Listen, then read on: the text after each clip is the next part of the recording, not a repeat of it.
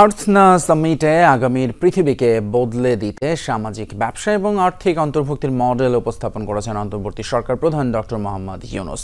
কাতারের রাজধানী দোহায় অনুষ্ঠিত সামিটে বৈশ্বিক সংকট, জলবায়ু পরিবর্তন এবং তরুণদের ভূমিকা নিয়েও কথা বলেন বাংলাদেশ সরকারের প্রধান। মধ্যপ্রাচ্যের বুকে জলবায়ু ও সামাজিক ন্যায় বিচার নিয়ে বিশ্বের অন্যতম বড় প্ল্যাটফর্ম আর্থনা সামিট। আর সেই মঞ্চেই বক্তৃতা দিলেন অন্তর্বর্তী সরকার প্রধান ডক্টর মোহাম্মদ ইউনূস।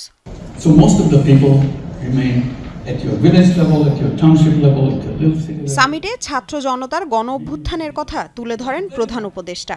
বলেন ২০২৪ সালের জুলাই মাসে বাংলাদেশে একটি ঐতিহাসিক যুব নেতৃত্বাধীন গণজাগরণ ঘটে।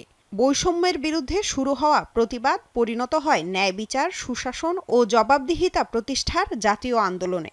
আজকের বাংলাদেশের তরুণরাই সমাজের ইতিবাচক পরিবর্তনের মূল চালক। As an individual, as a human being, we have enormous capacity to go as big as we want. But system comes in. What's your little part? অন্তর্ভুক্তিমূলক পরিবেশ গড়তে মানবতার জন্য সবাইকে একসাথে কাজ করার আহ্বান জানান ডক্টর ইউনূস। বলেন, দারিদ্র্য গরিবরা সৃষ্টি করেনি, এটি একটি ত্রুটিপূর্ণ অর্থনৈতিক ব্যবস্থার ফল। সামাজিক ব্যবসা ও আর্থিক অন্তর্ভুক্তির মাধ্যমে এই ফাঁদ থেকে বের হওয়া সম্ভব। এ সময় রোহিঙ্গা সংকটকে বাংলাদেশের জন্য বড় চ্যালেঞ্জ উল্লেখ করে তাদের প্রত্যাবাসনে বিশ্ব নেতাদের এগিয়ে আসার আহ্বান জানান প্রধান উপদেষ্টা।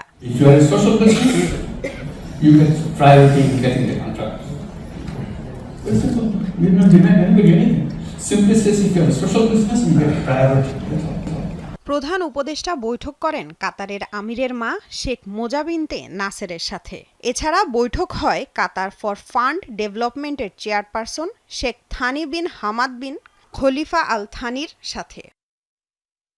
এদিকে কাতারের জ্বালানি বিষয়ক প্রতিমন্ত্রী সাদ বিন শেরেদা আল কাবির সাথেও বৈঠক করেন অন্তর্বর্তী সরকার প্রধান। কাতারে আর্থনা সামিট চলাকালে প্রধান উপদেষ্টার প্রেস সচিব সাংবাদিকদের জানান, বাংলাদেশ থেকে ৭২৫ জন সেনা সদস্য নেবে কাতার। বলেন, আগামী ২ মাসের মধ্যে সেনা সদস্য পাঠানো সম্ভব। কাতার আমাদেরকে জানিয়েছে তারা বাংলাদেশের থেকে ৭২৫ জন সোলজার নেবে। এটা পার্মানেন্টলি প্রতি ৩ বছর পর পর এই যে এরা একটা ব্যাচ আসবে ৩ বছর, তারপরে আবার এবং আমরা চাচ্ছি যে এই নাম্বারটা যাতে আরো বেড়ে ১৬০০ বা আরো বেশি করা যায়।